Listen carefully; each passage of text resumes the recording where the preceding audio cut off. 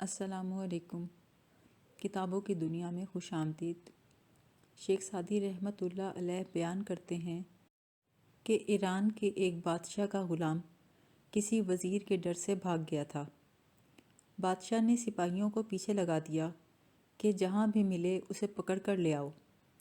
جب سپاہی اسے ڈھونڈ کر لائے تو وزیر کو چونکہ اس غلام سے پہلے ہی دشمنی تھی تو اس نے بادشاہ کو مشورہ دیا کہ اس نافرمان کو قتل کر دیا جائے تاکہ دوسرے غلاموں کو عبرت ہو اور کوئی دوسرا غلام بھاگنے کی حرکت نہ کر سکے۔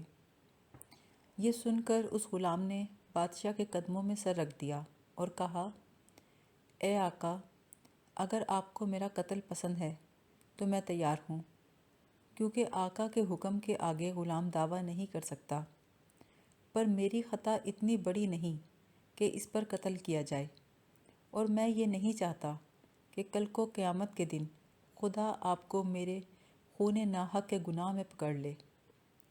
اس لیے میری ایک گزارش ہے کہ مجھے مارنے سے پہلے آپ مجھے اتنی سی مہلت دے دیں کہ میں جلدی سے آپ کے اس نالائق وزیر کی گردن اتار لوں، پھر اس کے قتل کے بدلے میں آپ مجھے قتل کر دینا۔ بادشاہ یہ سن کر ہنس پڑا اور وزیر سے پوچھا، بول، اب تیری کیا رائے ہے؟ وزیر نے کہا، بادشاہ سلامت، بہتر یہی ہے کہ اپنے بزرگوں کے صدقے آپ اسے معاف کر دیں۔ عقل مندوں نے سچ کہا ہے کہ ڈھیلے باز سے لڑے گا تو خود ہی اپنا سر پھوڑے گا۔